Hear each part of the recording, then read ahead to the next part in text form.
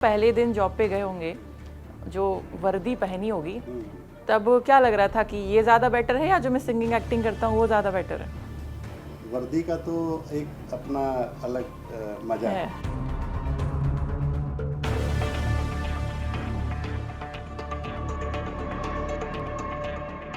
आप यकीन मानिएगा कि मेरी नौकरी के लगने के 1 साल बाद ही हमारी शादी भी कर दी गई। तो मतलब ये कि सरकारी नौकरी बस और फिर छोकरी, ये बस ये कॉम्बो चलता है बस इंडिया में।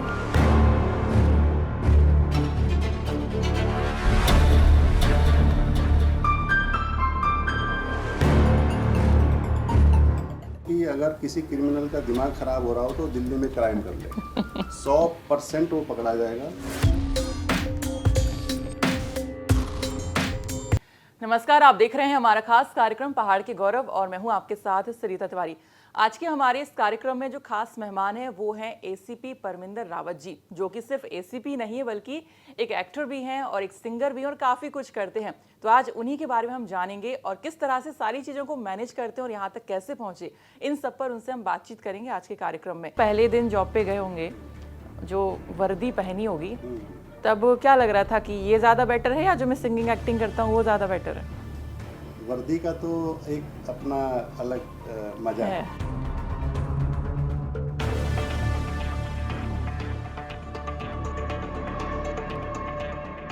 आप यकीन मानिएगा कि मेरी नौकरी के लगने के 1 साल बाद ही हमारी शादी भी कर दी गई। तो मतलब ये कि सरकारी नौकरी बस और फिर छोकरी, बस ये कॉम्बो चलता है बस इंडिया में।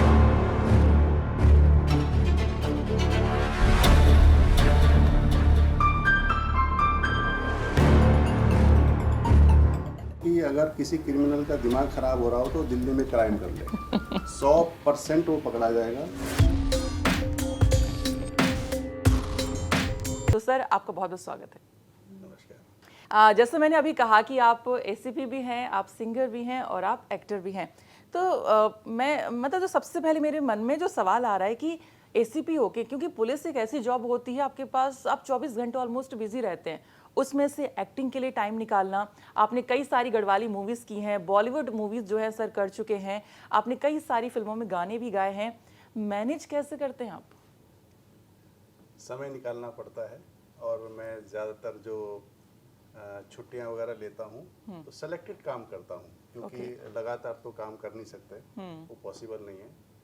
तो जो अच्छा काम मिलता है और कम समय में अच्छा काम जो होता है तो उसके लिए मैनेज कर लेते हैं। मतलब टाइम निकाल लेते हैं, लेकिन टाइम बहुत ही निकालना। सिलेक्टिव होता है जी कोई जी चीज़ जी अगर जी करनी जी है। जी। तो अच्छा, अगर मैं आपसे पूछूं कि आपको शुरू से ही ये पुलिस में ही आना था, पुलिस सर्विस में आना था, या फिर आपको ये जो कला है, एक्टिंग है, सिंगिंग है, इसमें रुझान था, तो क्या पहला क्या था? जहाँ तक कलाकारी की बात है तो जब हम छोटे से थे 6-7 साल की उम्र में, जी। तो हमें पता लग गया था कि मैं गा सकता हूँ। गाने का कीड़ा है। हाँ, तो वो जो है शुरुआती तो हमारी जो शुरुआत हुई वो हुई स्कूल टाइम से ही, प्रार्थना गाने से। और फिर धीरे धीरे स्कूल के कंपटीशन में हम लोग जाने लगे जो होते थे, और उसके बाद फिर कॉलेज गए। कॉलेज में फिर कंपटीशन वगैरह में जाते थे, कॉलेज में भी परफॉर्मेंस वगैरह देते थे। जी। और फिर 86 में हमारे पड़ोस में एक ऑल इंडिया रेडियो में काम करते थे, तो उन्होंने कहा कि भाई ऑल इंडिया रेडियो के ऑडिशंस निकले हुए हैं यार, तुम अच्छा गाते हो, तुम एक बार भर के देखो सिंगिंग में। ये बात है 86 की, 1986 की, जब मैं पैदा भी नहीं हुई थी। अच्छा। तो हम ऑल इंडिया रेडियो में चले गए, तो वहाँ पर ऑडिशन दिया तो पास हो गए। तो पहले तो बी ग्रेड ही देते हैं, तो अब तो मेरे पास ए ग्रेड है, उसके बाद बी हाई करा, फिर ए ग्रेड इस समय है। तो ऑल इंडिया रेडियो से गाना तो उस समय शुरू कर दिया था। फिर 88 में हमारे जो गुरुजी थे मोहन उप्रेती जी, जो एक पहाड़ का बहुत बड़ा नाम था, उनके जो छोटे भाई थे भगवत उप्रेती जी, वो हमारे स्कूल में 12वीं तक में टीचर थे, इंग्लिश पढ़ाते थे। तो उन्होंने कहा कि रावत तो अच्छा गाता है, तो मंडी हाउस ज्वाइन क्यों नहीं करता। तो मंडी हाउस में चले गए तो वहाँ पर मोहन उप्रेती जी जो NSD के डायरेक्टर है, नेशनल स्कूल ऑफ ड्रामा के डायरेक्टर भी थे वहाँ पे भी, और LTG में अपने अलग प्रोग्राम भी होते थे पर्वतीय कला केंद्र के नाम से। तो फिर हमने वहाँ जा कर के ऑडिशन दिया वहाँ पर, और वहाँ भी सेलेक्ट हो गए। फिर वहाँ से थिएटर की शुरुआत हो गई। फिर वहाँ पर रह कर के मंडी हाउस में मैंने तीनों फॉर्मेट में काम किया। एक तो होता है ओपेरा, ओपेरे में आपको पूरा जो नाटक है वो गा करके ही करना पड़ता है, 2 घंटे का पूरा। अच्छा। हाँ, वो सिर्फ पूरे इंडिया में हमारा ही ग्रुप करता था अकेला। और एक होता है बैले, जिसमें पूरा आप संगीत और गायन उसको रिकॉर्ड कर लेते हैं, फिर उसमें जो कलाकार लोग होते हैं वो स्टेज पर परफॉर्मेंस करते हैं, डांस करते हैं। समझ गए। और तीसरा तो ये होता है ये जो एक्टिंग जो आप करते हैं, ठीक है। तो मैंने तीनों फॉर्मेट में काम किया हुआ है। और फिर उसके बाद धीरे धीरे सीरियल मिलते गए, क्राइम पेट्रोल तक में काम किया। अच्छा। और अपना जो टेली फिल्में थी, क्या बनोगे मुन्ना, गुलाबो, और किसान जाग उठा, अभी नहीं, सांकल, हम पंछी एक डाल के, बहुत सारे सीरियल में कईयों में काम किया और टाइटल सॉन्ग ज़्यादा गाए, एड फिल्में गाई।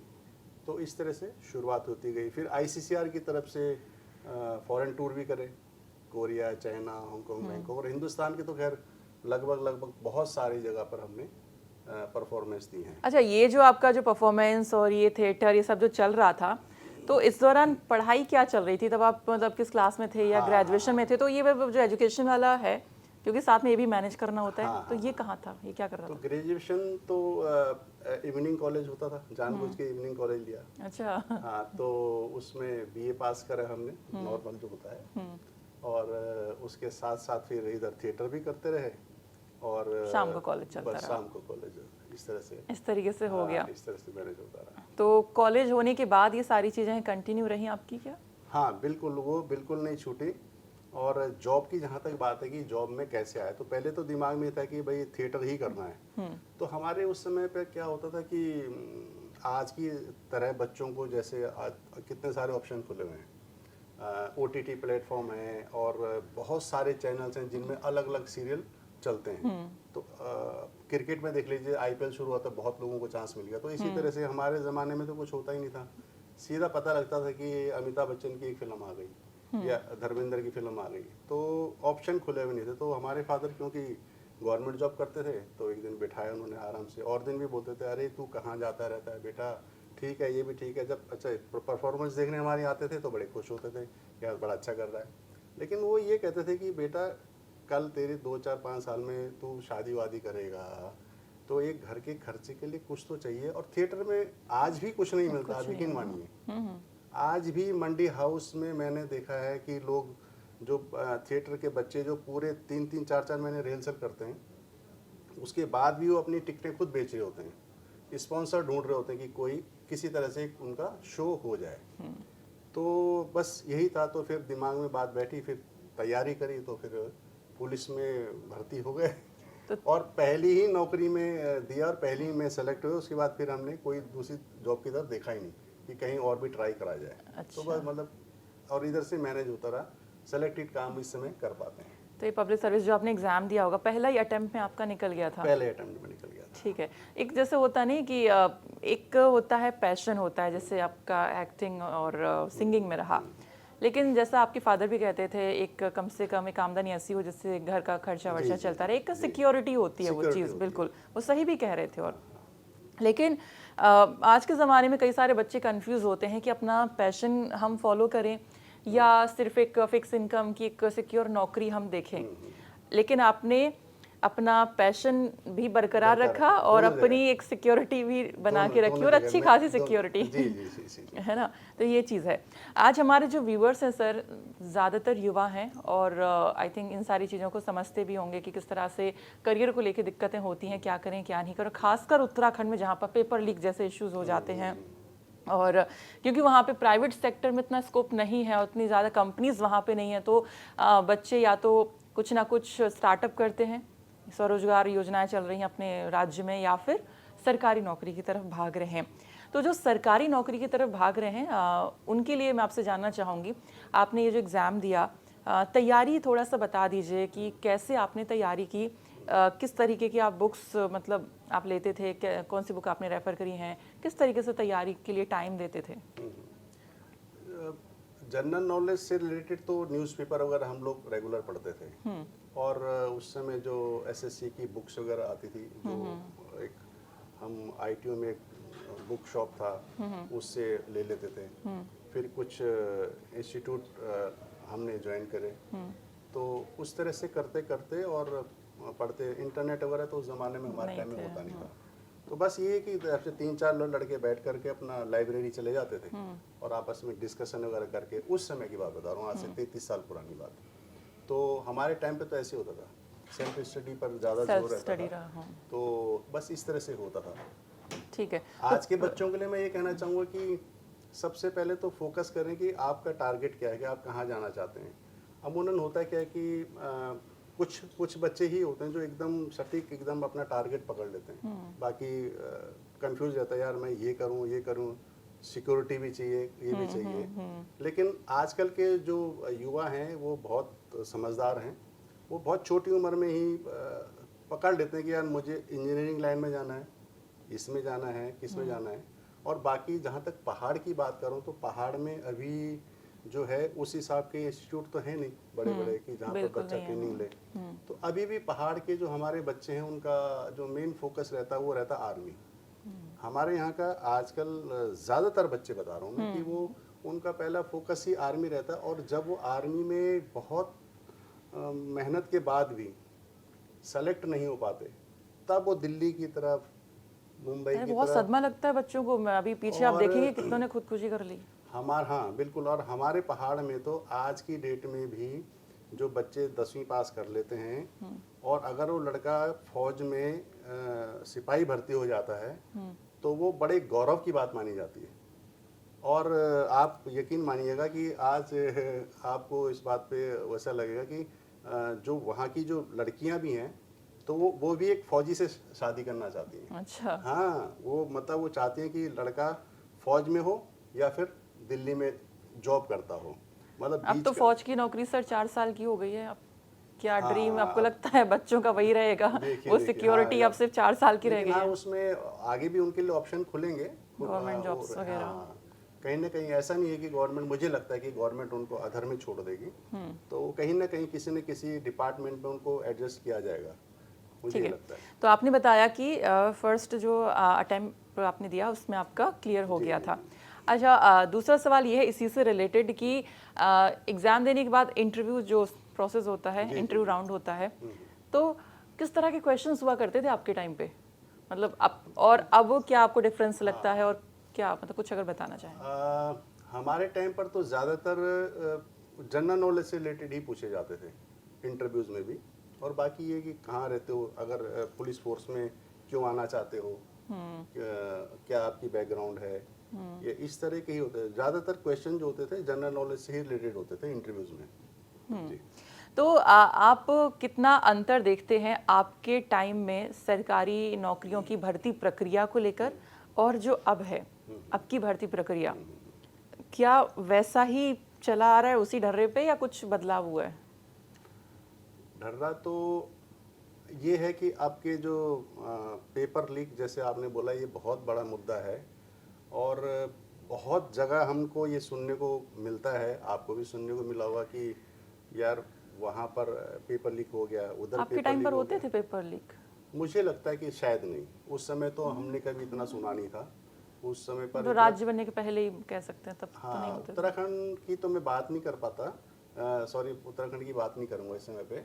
हम तो क्योंकि दिल्ली में ही रहे, दिल्ली में हमारी परवरिश हुई, पढ़ाई लिखाई सब हमारी यहीं हुई, तो पेपर लीक का उतना ज़्यादा उस टाइम पर नहीं था।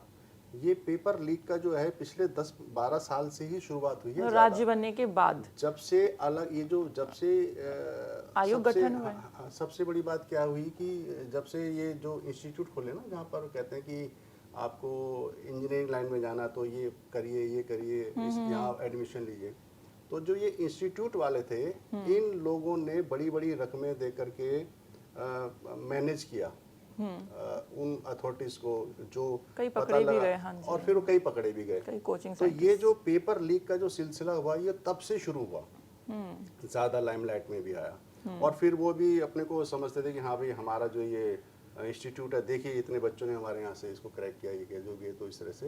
तो ये शुरुआत तब ज़्यादा हुई है, हमारे टाइम पे इतनी ज़्यादा नहीं थी। अगर कोई करता भी रहा हो तो एक दो को अपने को सेट कर दिया तो वो पता भी नहीं चल पाता था। या ये कह सकते हैं कि मे बी पहले होता हो लेकिन उतने उजागर नहीं हो पाता था, और मीडिया भी उतना एक्टिव नहीं था। एक्टिव नहीं थी। और आज तो मीडिया एकदम से आपकी बात को, अगर आप सही हैं तो एकदम से पब्लिक में ले आता है।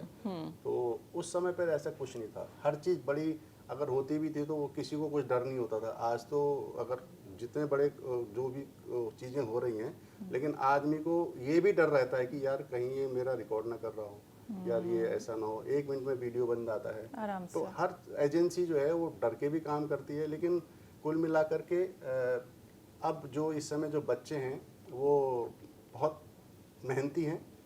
हमारे ये भी पक्की बात है कि जितनी पढ़ाई आजकल का युवा करता है, ये यकीन से मैं कह सकता हूँ कि इतनी पढ़ाई हम लोगों ने 5 साल में करी होगी जितना आज का युवा जो सिंसियर बच्चे हैं वो 1 साल में इतनी पढ़ाई कर लेते हैं। मतलब इतने घंटे बैठ के जितना पढ़ाई पूरा करते हैं। जिंदगी में नहीं करते हैं, सर। हाँ बिल्कुल बिल्कुल, सही। तो ये बात है। अच्छा, जैसा आपकी सरकारी नौकरी लगी, फिर इंटरव्यू राउंड आपका क्लियर हो गया, सब कुछ हो गया, तो जब आप पहले दिन जॉब पे गए होंगे, जो वर्दी पहनी होगी, तब क्या लग रहा था कि ये ज़्यादा बेटर है या जो मैं सिंगिंग एक्टिंग करता हूँ वो ज़्यादा बेटर है? वर्दी का तो एक अपना अलग मजा है ना? वर्दी पहन करके तो एक जो फील आता है, वो चाहे पुलिस की हो या आर्मी की हो, कहीं की भी हो, तो उसका तो एक फील ही अलग आता है। तो ठीक है, फिर वो तो हम क्योंकि सरकारी बैकग्राउंड से, हमारे फादर वगैरह सरकारी जॉब में थे, तो हमें तो ये लगा कि भाई चलो ठीक है, अपना ये भी हो गया, इधर भी संभालो और इधर भी संभालो। तो ये, और आप यकीन मानिएगा कि मेरी नौकरी के लगने के 1 साल बाद ही हमारी शादी भी कर दी गई। तो मतलब ये कि सरकारी नौकरी और फिर छोकरी, ये कॉम्बो चलता है इंडिया में। 12th करिए, बीए करिए, नौकरी पकड़िए और शादी करिए, ये सिस्टम है। ठीक है।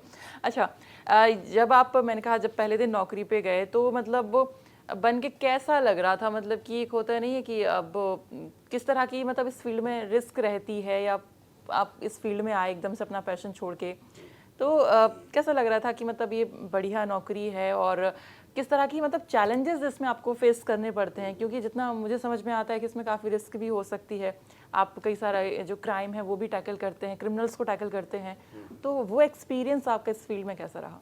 हाँ, ये तो देखिए ऐसा है कि पुलिस की नौकरी हो, आर्मी की नौकरी हो, कोई भी हो, जहाँ पर आप वर्दी पहन लेते हैं, इवन सिक्योरिटी गार्ड भी हो, चाहे वो बैंक के आगे सिक्योरिटी गार्ड भी है, रिस्क शुरू। तो जब आपने वर्दी पहन ली तो उसमें तो आप एक प्रकार से रिस्क जोन में आ ही जाते हैं कहीं ना कहीं।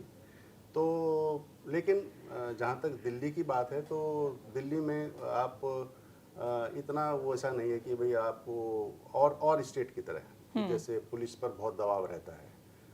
दिल्ली में जो है दबाव जरा पुलिस वाले स्टेट का कम रहता है, सेंट्रल कम लेते हैं, और जो है ऐसा नहीं है कि स्टेट की तरह और जगह जो हम सुनते हैं कि भाई उधर जो थोड़ा सा पुलिस का दबाव रहता है, तो दिल्ली पुलिस इससे थोड़ा बची रहती है फिर भी।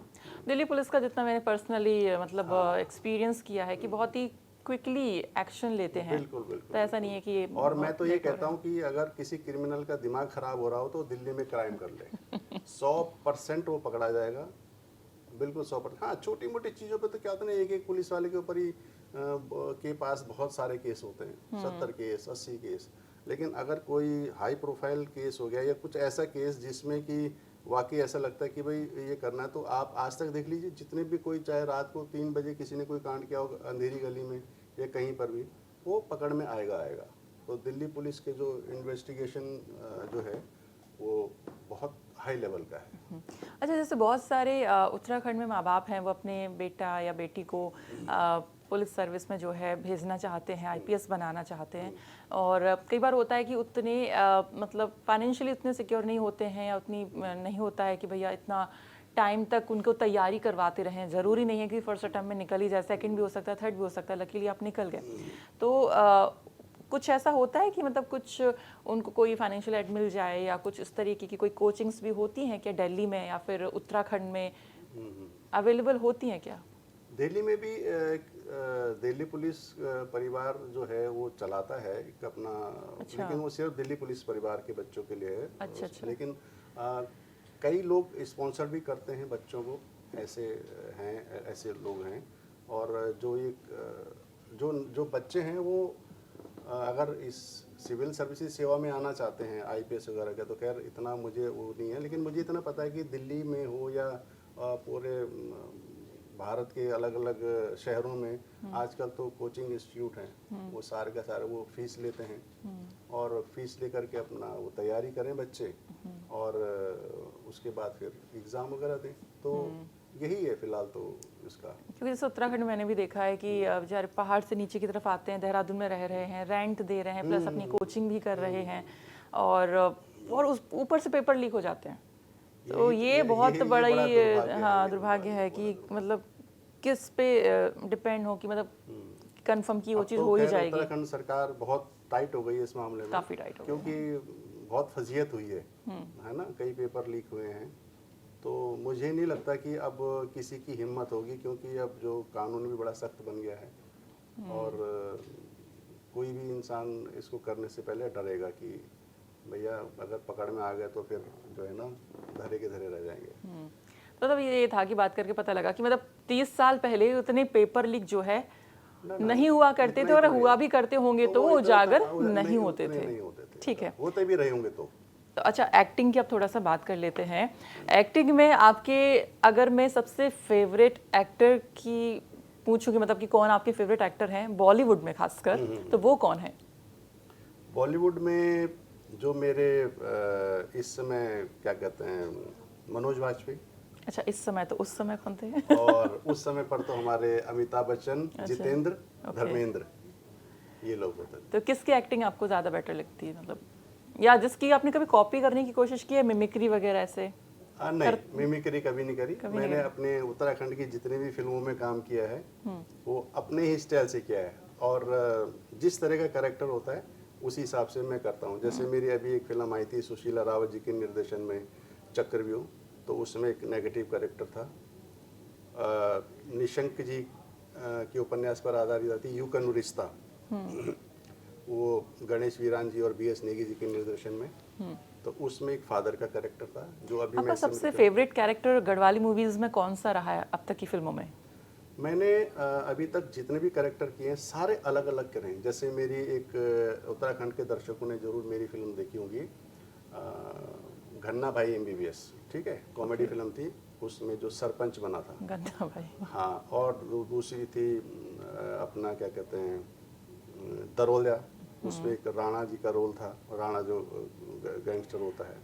ये चक्रव्यूह कभी इंस्पेक्टर का रोल मिला है कोई ऐसा? इंस्पेक्टर का क्योंकि तो आप उत्तराखंड की फिल्मों में नहीं मिला। नहीं मिला। वो किया है मैंने फिल्म भंवरे में और नोटी गैंग में। उसमें बने हैं आप हाँ, इंस्पेक्टर? दोनों में इंस्पेक्टर बना। तो उसमें आपको ज्यादा एक्टिंग तो करनी नहीं पड़ी होगी क्योंकि आप तो सच में ही एक्ट मतलब नहीं, पुलिस में ही है। उसमें जो भंवरे में था, जो नोटी गैंग में था, सॉरी, नोटी गैंग में जो कैरेक्टर था वो थोड़ा कॉमेडी स्टाइल का था।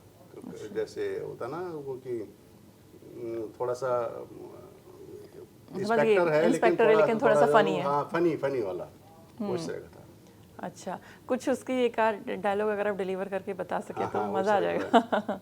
तो वो जैसे एक सीन है उसमें वहाँ पर जाता है तो लेकिन मैं यहाँ पे पूछना चाहूँगी, ये तो था फनी वाला कैरेक्टर आपका, लेकिन आप असल लाइफ में क्या फनी इंस्पेक्टर हैं या बहुत सीरियस हैं? मैं बीच का ही हूँ, मतलब सिचुएशन के हिसाब से ढाल लेता हूँ अपने आप को। हाँ, मैं इसलिए पूछ रही हूँ कि आपको कैरेक्टर करने में कहीं कठिनाई तो नहीं हुई? हाँ, नहीं, नॉर्मल जो कैरेक्टर है उसी हिसाब से उसको निभा लिया। पहले स्क्रिप्ट देख लेते हैं कि स्क्रिप्ट की क्या डिमांड है, स्क्रिप्ट की क्या डिमांड है, तो उसमें ढल जाते हैं, उसके हिसाब से फिर वैसा बना लेते हैं। हाँ, तो फनी इंस्पेक्टर थोड़ा सा अगर आप दिखा दें कैसे कैरेक्टर? वो है कि जैसे वो वहाँ पर जाता है तो सामने मेरे जो को आर्टिस्ट थे मुकेश तिवारी, जो हाँ जानती हूँ। हाँ वो थे। तो वो कहता कि उस्ताद तेरे को कुछ देखा हुआ सा लग रहा है। अरे अरे यार तुम क्या बात कर रहे हो यार, अरे अरे अपना काम करो भैया। अरे वो फिर उधर से कहते कि तुम क्या कर, अरे किस्मत फूट गई थी हमारी, अरे उतनी देर से उनको ढूंढता फिर रहा हूँ हैं। तो इस तरह का कुछ इस तरह हाँ, का इस तरह का कैरेक्टर था जो कुछ कैरेक्टर तो वो तो जब बनता है तो तब मजा आता है उसमें। तो उसी हिसाब से करते जाते हैं। एक कलजुगी भक्त और भगवान आई थी मेरी, उसमें पंडित जी का कैरेक्टर था। हाँ। जो अपना उत्तराखंड की फिल्म थी। और अभी मेरी हेलो सॉरी ये क्या नाम है इस फिल्म का, उत्तराखंड आने वाली है, आ गई है? ये आने वाली फिल्म है, welcome Uttarakhand, sorry okay. Welcome Uttarakhand, उसमें मैंने टाइटल गाया है। और अभी एक कांता प्रसाद जी के निर्देशन में एक फिल्म बन रही है मीठी, जिसकी अभी शूटिंग के लिए 21 तारीख से जाऊंगा। तो बस इस तरह से काम थोड़ा थोड़ा चल ही रहा है। अभी आप शूटिंग के लिए जा रहे हैं 21 तारीख से, तो मतलब छुट्टियां वुट्टियां मिल जाती हैं मतलब इस फील्ड में आपको, पुलिस में रहते हुए? पिछले 3-4 महीने से कुछ काम नहीं किया फिलहाल। अच्छा। तो एक अच्छे प्रोजेक्ट के उसमें था मैं, तो ये 7-8-10 दिन का है। 3 दिन देहरादून और उसके बाद फिर चक्राता में। तो इसको करके फिर नेक्स्ट ईयर मतलब ये है कि आपने अपना जो पैशन है वो छोड़ना नहीं है? छोड़ना नहीं है वो तो। अच्छा, अगर हम बात करें उत्तराखंड राज्य के अंदर जो गढ़वाल फिल्म इंडस्ट्री है, उसको लेके आपका क्या सोचना है कि मतलब कि इतने सारे एक्टर्स हैं वहाँ पे, कलाकार हैं, मेहनत करते हैं, लेकिन वो एक प्रॉपर तरीके से लोगों तक वो मूवीज़ नहीं पहुँच पा रही हैं, या जैसे कुछ ऐसा ऑप्शन जैसे कोई उत्तराखंड का कुछ OTT आ जाए तो उस पर एटलीस्ट आ सकती हैं, कुछ इस तरह का हो सकता है क्या? अभी जहाँ तक उत्तराखंड की फिल्मों की बात करें तो अभी भी मैं कहूँगा कि उत्तराखंड का दर्शक अभी इतना जागरूक नहीं हुआ है कि, और या तो ये भी कह लीजिए कि थिएटर उनके लिए दूर हैं, थिएटर दूर होते हैं और उतना अभी जागरूक नहीं हुआ कि जैसे और जगह के लोग दर्शक हैं, भोजपुरी या कोई भी। भोजपुरी इंडस्ट्री भी आप देखिए कि उत्तराखंड की इंडस्ट्री के साथ साथ शुरुआत हुई थी उसकी। हाँ। और वो आज कहाँ पहुंच गई, उनका मतलब एक पॉपुलर एक, हो हाँ, जाती है उतनी। आज उनका एक एक स्टार जो हीरो है वो 1-1 1.5 करोड़ रुपया ले रहा है। और उत्तराखंड की इंडस्ट्री में अगर कोई हमारा स्टार ये बोल देगा ना फिल्म का हीरो कि मैं 1 लाख रुपए लूंगा, तो वो फिल्म के अंदर नहीं होगा, ये गारंटी मैं आपको बता रहा हूँ। तो अभी क्या है कि अच्छा इसमें प्रोड्यूसर की भी गलती नहीं है या किसी की गलती उतना नहीं, आएगा नहीं तो क्योंकि देंगे जब कैसे? हाँ। आएगा नहीं। और अभी तक की जितनी भी उत्तराखंड की सुपर हिट फिल्में हैं, किसी भी फिल्म ने मुनाफा नहीं कमाया, मैं डंके की चोट पे कह सकता हूँ, किसी भी फिल्म ने मुनाफा नहीं कमाया कि भाई जितनी उसकी लागत रही हो उतना उसको मिल गया हो। हाँ, सरकार ने, उत्तराखंड सरकार ने ये बहुत अच्छा काम किया है कि अब फिल्मों को सब्सिडी मिलने लग गई है, 30% 40% जो भी जिस हिसाब से, या हिंदी फिल्में भी जो वहाँ शूट होंगी उनको भी सब्सिडी मिलेगी। तो अब क्या है कि थोड़ा सा एक प्रोड्यूसर को एक सहारा मिल रहा है कि भाई ठीक है यार, तू अगर 100 रुपये लगा रहा है तो चल भाई 30-40 हमारे तरफ से पर बाकी तू अच्छी फिल्म बना और कमा ले। लेकिन अब बहुत फिल्में बन रही हैं, बहुत फिल्में बन रही हैं, और मैं उत्तराखंड की जनता से ये रिक्वेस्ट करूँगा कि आपके नज़दीकी सिनेमाघर में जो भी फिल्म आती है, अभी आप कमियां मत निकालिए। अभी तो क्या है कि अभी तो शुरुआत हो रही है, और कमियां देखिए बड़ी बड़ी फिल्मों में होती हैं, बड़े बड़े प्रोजेक्ट में कमियां होती हैं। आप बिल्कुल 200 करोड़ की फिल्म में भी बना तो उसमें भी आप परफेक्शन 100% कहीं भी नहीं बता सकते कि यार ये परफेक्ट है बिल्कुल। तो अभी तो क्या कीजिए कि अभी तो डाली ऊपर चढ़ रही है तो उसको एक सहारा दीजिए। अभी 2-3 साल, हाँ आने वाला समय ऐसा हो जाएगा 1-2 साल के बाद कि हमारे पास ऑप्शन फिर पूरे खुले होंगे कि भाई इस स्टार की फिल्म देखने जाएंगे या इसकी नहीं जाएंगे, ये बेकार बनाते हैं, ये अच्छी बनाते हैं। तो अब वो शुरुआत अब धीरे धीरे होने लग गई है, और अब बहुत अच्छा काम होने लग गया है उत्तराखंड की इंडस्ट्री में भी। तो बस कुल मिलाकर के ये कि मैं जनता से यही करूँगा, रिक्वेस्ट करूँगा हाथ जोड़ करके कि प्लीज़ आपके नज़दीकी सिनेमाघरों में कोई भी अगर उत्तराखंड की फिल्म आती है, चाहे वो गढ़वाली हो, कुमाऊनी, और हाँ एक कुमाऊनी लोगों से ये कहूँगा और गढ़वाली लोगों से भी ये कहूँगा कि ये भेदभाव ना रखें कि यार ये तो कुमाऊनी फिल्म है, हमने क्या जाना देखने, या ये गढ़वाली फिल्म लगी है तो कुमाऊनी बोलेंगे हम क्यों जाएंगे ये फिल्म देखने के लिए। कुल मिला करके भाषा तो मैं गढ़वाल और कुमाऊं के लोगों की बोल सकता हूँ, कि वो एक दूसरे की भाषा पर्दे पर तो 100% समझ जाएंगे। बोलने में देखिए आप शायद ना समझें, लेकिन जब आपके सामने एक्टिंग आ रही होती है ना, और एक्ट के साथ आप किसी चीज़ को देख रहे होते हैं, मैं कह रहा हूँ कि आपको मैं तमिल फिल्म भी दिखा दूँ, तमिल भाषा में भी, लेकिन अगर आप उसका वो देख रहे हैं तो कहीं ना कहीं आप समझ जाएंगे कि ये क्या स्टोरी चल रही है। तो ये तो बढ़ावा दें। भेदभाव ना करके फिल्म को देखने के लिए थिएटर पे जरूर जाएं। आप अगर नहीं जाएंगे तो उत्तराखंड की जो ये संस्कृति है, ये जो फिल्म की जो विधा है, ये आगे नहीं बढ़ पाएगी। कलाकार कब है? जब प्रोड्यूसर है, और बिल्कुल। प्रोड्यूसर कब है? जब जनता है। बिल्कुल। तो ये सबका समावेश होना बहुत ज़रूरी है। जी। और कुछ अंत में आप उत्तराखंड के युवाओं के लिए कोई मैसेज देना चाहेंगे, जो खासकर जो बेचारे भर्ती प्रक्रिया से परेशान रहते हैं, कुछ उनके उत्साहवर्धन के लिए कुछ कहना चाहेंगे? बस मैं तो यही कहना चाहूँगा कि खूब डट करके मेहनत करें, सिंसियर एफर्ट्स करें, और कहीं ना कहीं कुदरत ने, भगवान ने आपके लिए कुछ अच्छा ही लिखा होता है। तो जीवन में जो आपका लक्ष्य है, अगर आप उसको नहीं पाते, और लक्ष्य हमेशा ऊंचा रखिए, जब आप ऊंचा रखेंगे तो कहीं ना कहीं बीच में अटक जाएंगे। तो सोचिए मत छोटा, तैयारी कीजिए अच्छी की, तो बीच में भी आप अगर कहीं फिट होते हैं तो वो भी बहुत अच्छा होगा। और फिर धीरे धीरे तो पेड़, जैसे कहते हैं ना, बढ़ता है, तो जैसे पेड़ बढ़ेगा तो फिर आप उसी हाइट पर पहुंच जाएंगे। और बिल्कुल कभी कभी ऐसा भी हो सकता है कि आप बीच में ना ही अटके, ऊपर भी डायरेक्ट पहुंच बिल्कुल, सकते हैं। बिल्कुल, मेहनत बिल्कुल, पे और लक दोनों ही मैटर करता है। जी, जी। तो चलिए सर, बहुत बहुत शुक्रिया आज समय देने के लिए, और इसी तरीके से अपने पैशन को आप बरकरार रखिए और सिक्योरिटी वाली जॉब भी जरूर करते रहिए इसी तरह से। बहुत बहुत धन्यवाद। बहुत बहुत धन्यवाद आज तक का, कि जो आपने मुझे यहाँ बुलाया, और उत्तराखंड आप सभी दर्शकों का भी बहुत बहुत धन्यवाद जो आपने हमारे कार्यक्रम दिया। बहुत बहुत धन्यवाद।